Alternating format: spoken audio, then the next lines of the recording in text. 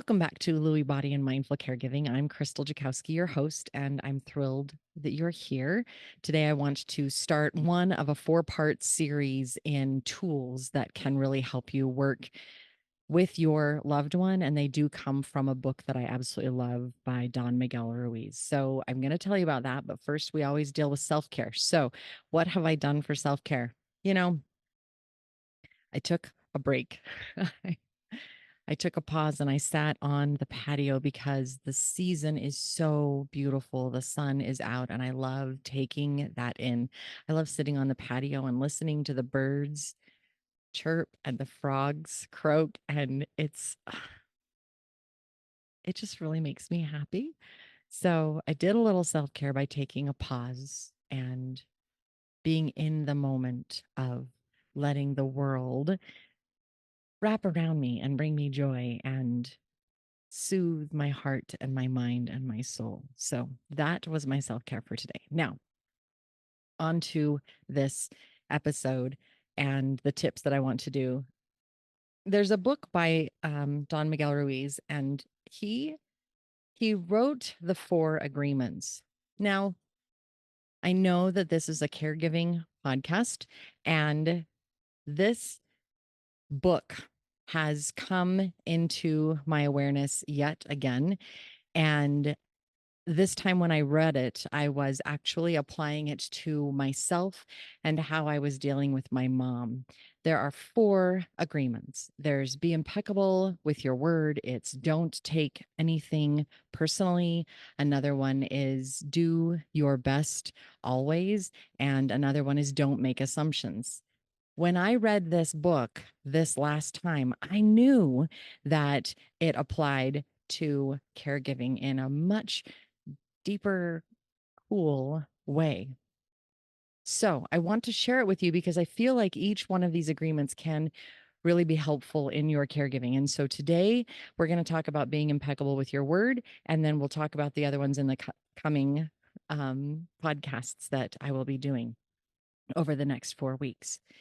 Being impeccable with your word from Don Miguel Ruiz. When I initially read this, it was about integrity. It was about follow through. It was about saying what I mean, meaning what I say, doing what I said I would do when I said I would do it, always making sure that what was coming out of my mouth was followed by action. Now, how does this work when you're in a caregiving situation? I am impeccable with my word with my mom. In the early stages of dementia, when they still kind of grasp a lot of things, they need you to follow through.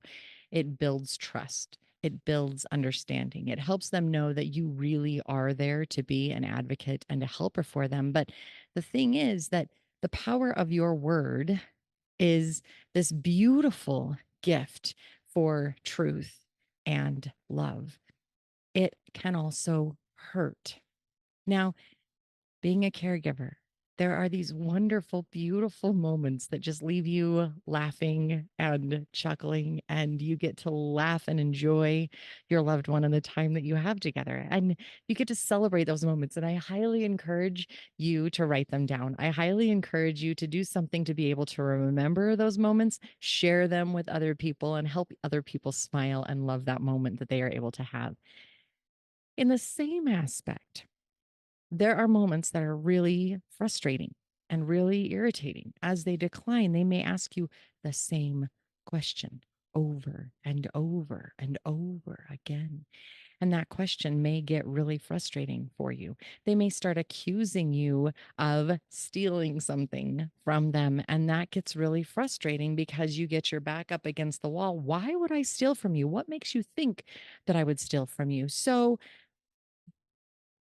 how do you work with that? If you get upset, if you get frustrated, if you yell at them, that can hurt them. And it also leaves you hurt and upset and frustrated because, gosh, it really sucks that I just yelled at my loved one.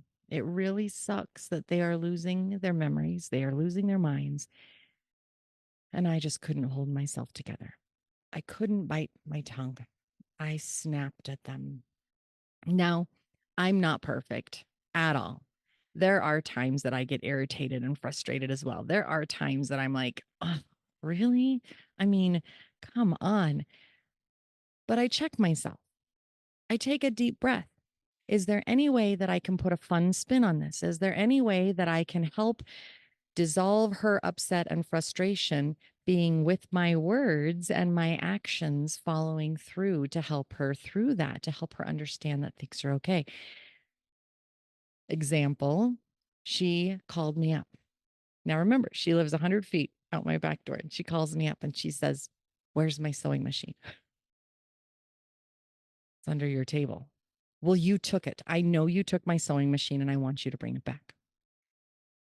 "Oh, well, I'm pretty sure it's under your table. Did you look?"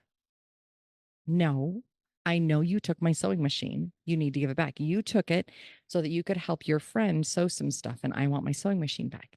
"Okay, well, I'll be out to help you find it." And I go out there and I look under the table and I pull it out and I said, "Oh, wow. I am so glad that this thing came back."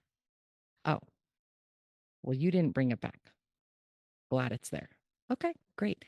My mom doesn't use her sewing machine. She doesn't have the ability to. Her eyes vibrate in her head. She sees crawly things. She cannot focus on actually sewing something. Does it matter where the sewing machine is? Not really. But it is something of hers. And she really wants to know where it is, that it is there, that it is present. Now, I could have gotten upset. I was a little frustrated because I knew that I had brought it back. But instead of being frustrated, it was okay, I'll help you look for it. I'll help you see. I'll help you find it so that everything's okay. It's not always easy. Sometimes you might have to take a deep breath and count to 10. I read on, so I'm on a few different forums for support for people with dementia, like online, Facebook and whatnot. And one of them, this lady said, "My mom just accused me of stealing her underwear." And my response was, "These thongs are yours? So cool. They are so comfortable." They both laughed about it. And that was a way that she could diffuse the upset and work through it. She wasn't actually wearing a thong. She wasn't wearing her mom's underwear. But in that moment, her mom was just frustrated with something and she needed to change the subject. So here we go. This works. Being impeccable with your word means that it doesn't mean that you are honest on everything. There are times when it's actually beneficial for you to tell a white lie. Perhaps your mom has dementia and she's really upset that dad isn't there. Well, when is he coming home? "Oh, I'm sure he'll be home later." She's probably not going to remember that white lie, but it will soothe her emotions. It will allow you to go with her on this journey, acknowledging that it's a challenge, soothe her heart and her emotions, soothe her worry. She's going to forget it in a little while anyway. "Well, I thought my daughter was coming." "You are her daughter." "Oh, you know, I've seen her recently, so I'm sure she'll be around. I'm sure she'll be around." "Somebody stole my money." "Oh, really? Well, let's see if we can find it." So you go and you might look in their pillowcase or in their underwear drawer or whatnot, and you find their little wads. It is a way to give them love. It is a way to give them compassion. It is a way to be kind to them and help them out. Yes, there will be white lies, and you can find ways to make it okay because you are not a horrible person for lying to your parent or your loved one. There are other times that you just need to take a breath, breathe, and find a way that you can move through whatever is going on in the most kind, compassionate, loving way possible. Now, if you couple this with the caregiving versus the loved one aspect that I released a few weeks ago, it's the loved one that might get upset. Being the loved one friend that is filling their emotional needs, their physical touch needs, that part of you is probably going to get a little bit more upset when something comes across and they accuse you of this or that, or they don't remember something, than the caregiver part of you. Pay attention to that and see if there's another way that you can compartmentalize everything that's going on and saying, you know what, right now I'm in here as a caregiver and I am being an advocate for their needs. And you need to be impeccable with your word with the doctors. What do they need? What do they want? And you stand strong for your loved one, regardless as to what the doctor's trying to convince you of. Your loved one says, I don't want to do needles for diabetes or anything else. And the doctor says, oh, but the needles are so small and you won't even feel it. So let's go ahead and treat your diabetes that way. You have to be impeccable and help follow through on behalf of your loved one. Do you see how all of this is coming together? It's the being impeccable. It's the follow through. It's loving your person. It is helping them out. It is acknowledging that there will be white lies, and yet those white lies are of more service than they are of harm. It's taking a breather when you're upset and triggered because of the past that you have shared with this loved one. Or they might be on the angry side of this spectrum, the angry physical side of this spectrum.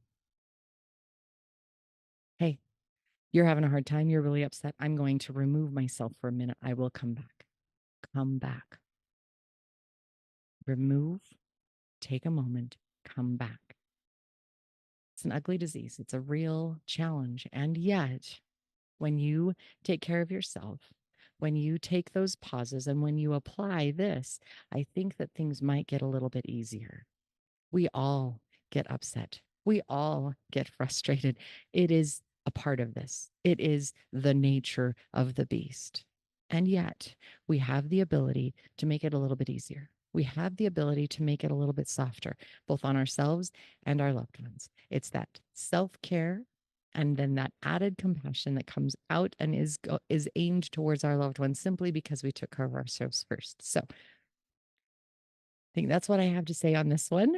And come back next week when I talk about the next part of the 4 agreements and how it applies so beautifully. Oh, I love it, to caregiving with your loved one and dementia. Until next time, take care.